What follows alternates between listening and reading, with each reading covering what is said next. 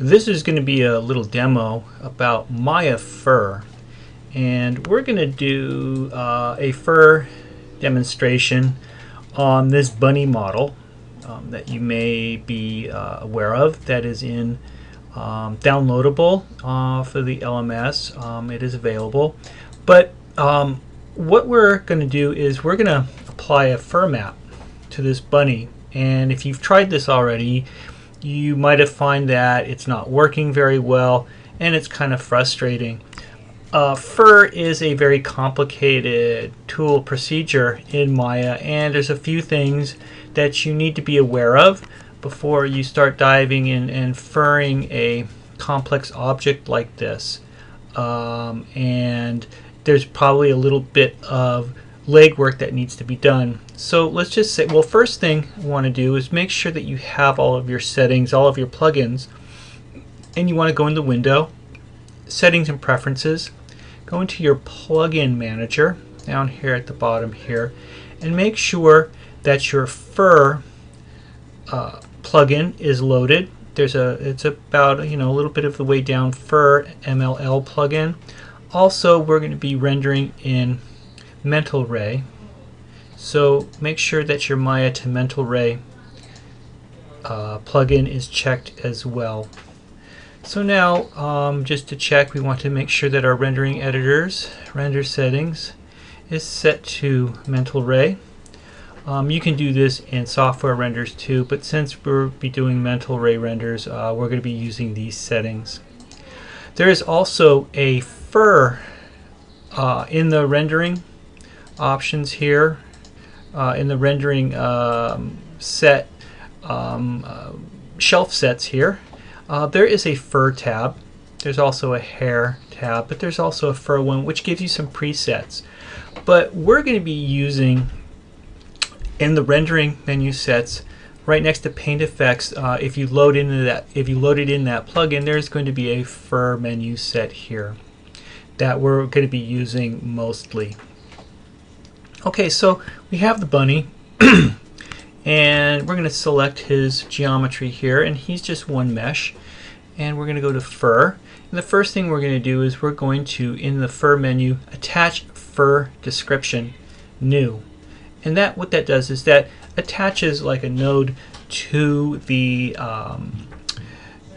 surface, and as you can see a little bit, it's not really showing up very well. There's little hairs that are showing up, and let's just go into, with this already selected, and if you don't know if it's selected or not, you can go into the outliner. Let's just open up the outliner as well, and it'll add this node, fur feedback. If we open that up, there's going to be a hair fur feedback, but this fur node is selected, and we can go into the attributes editor, and this gives us some settings here, either in the fur feedback or the hair fur feedback. The hair is the name of the model, hair, H-A-R-E, not H-A-I-R.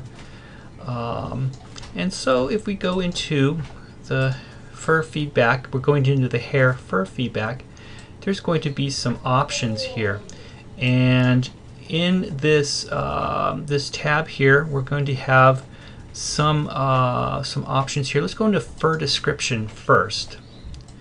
And the fur description is going to give us a bunch of options like density, global scale. Let's raise the density to like 10,100 and see what that does. And that's going to raise the density. Well, let's do a little render, a little test render to see what happens here. And you're going to see it's not going to be very satisfying.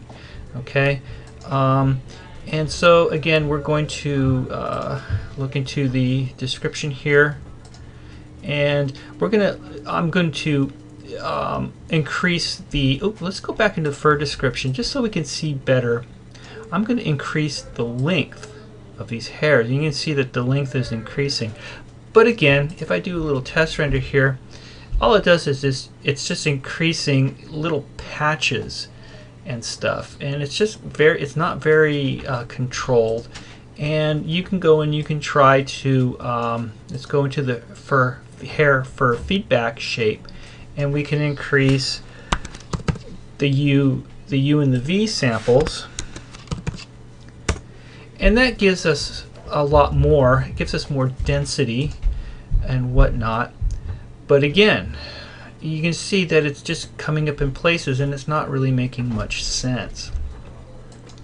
The reason for that is because the hair is dependent on the UV. So if I were to select the geometry here and go into the UV texture editor, and we can look at the UVs, and there's overlapping UVs, and the hair is not going to work wherever there is overlapping UVs.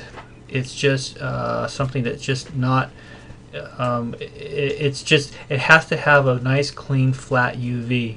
So what you could probably do, so I'm going to go and I'm going to delete this hair. I'm going to start new. I'm going to select this, and first thing you could probably do is to just do an automatic mapping. So I have this selected. I'm going to go into the polygons menu set, create UV, and do automatic mapping, and that just separates it all out. Just there's no more overlapping UVs here. Now if I were to go and let's go into, oops, sometimes what will happen when you're doing like a hair thing, Maya may kind of stop for a couple of seconds. It's just gonna hang in there, hang up a little bit. So I've redone the UVs. I've just done an automatic mapping. I'm going to go into back to the hair, which is in rendering. Fur, excuse me. I'm gonna get confused with hair and fur. Just bear with me with that. And go into attach fur description. And let's just do a new one, okay? Now again, you can have different fur descriptions, but be careful that you don't get them mixed up.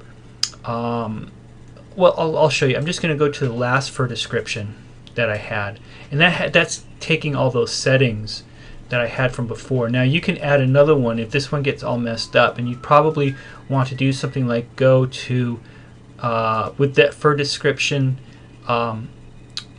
With that fur description selected, you can go to delete fur description, and it'll ask you to delete that fur description. You can start new.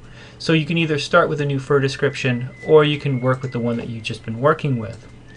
So as you can see now, it's a little more uniform, and we've got something that's looking like it's going to work. And you might think that it will work. So let's just go and do a test render and see what happens. And as you can see, it really hasn't done much of anything.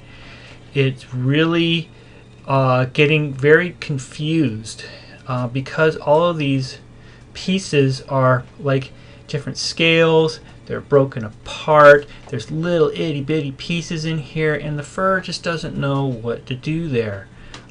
That's kind of my best way to describe what's going on.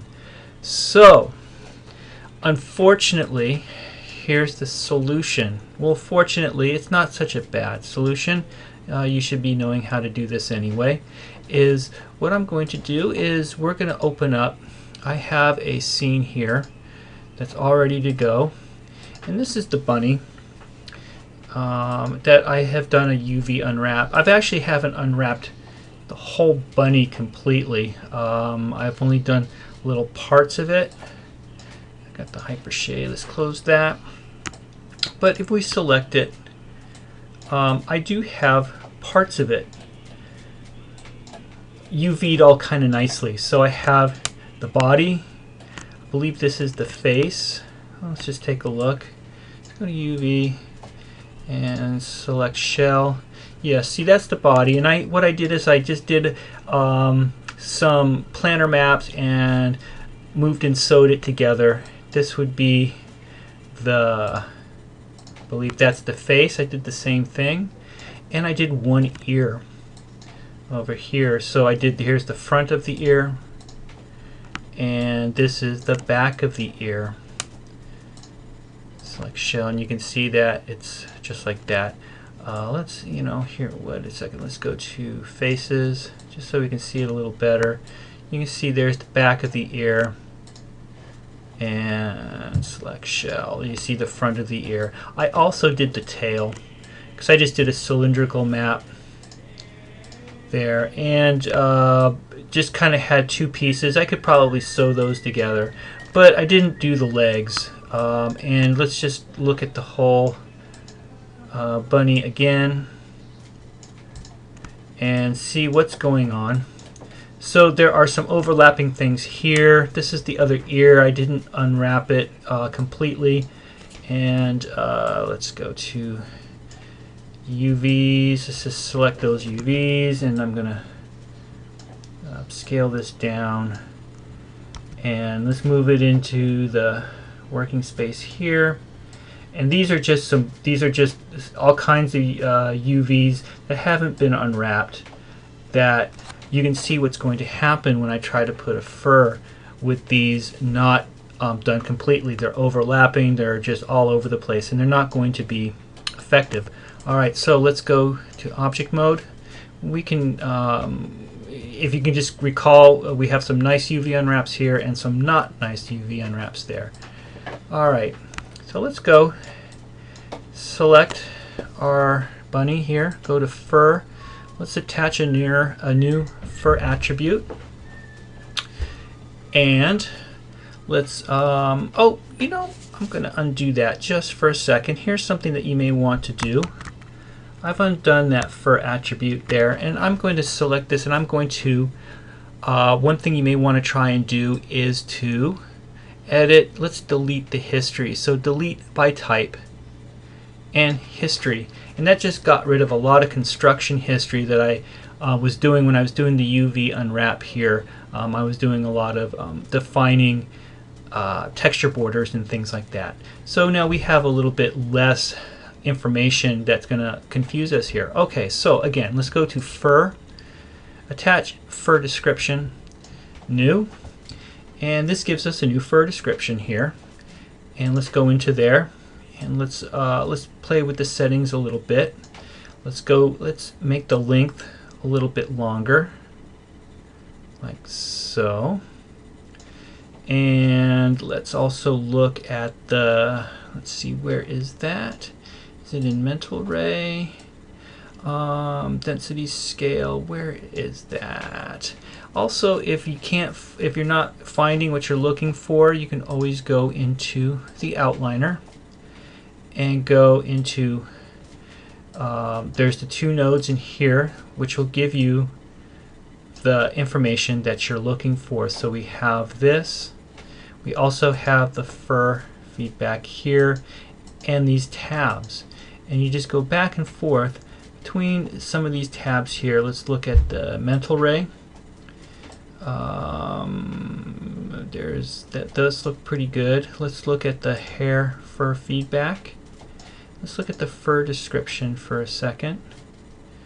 There's nothing. Oh, the fur description has a lot of these. These are going to become important in a few minutes here after I get into more of the nitty-gritty here. What is the one I'm looking for? Oh, here we go.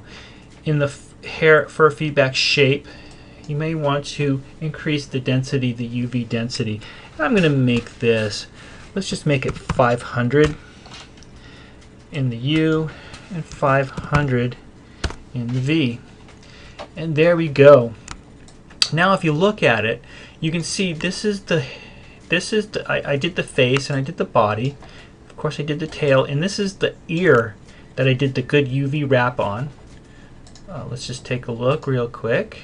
You're not going to see too much. Okay, so this is the ear that has the good UV unwrap, and this is the ear that's not. And you can see that the ear that's not has a nice clean UV unwrap. It's just not working, and I didn't do the legs.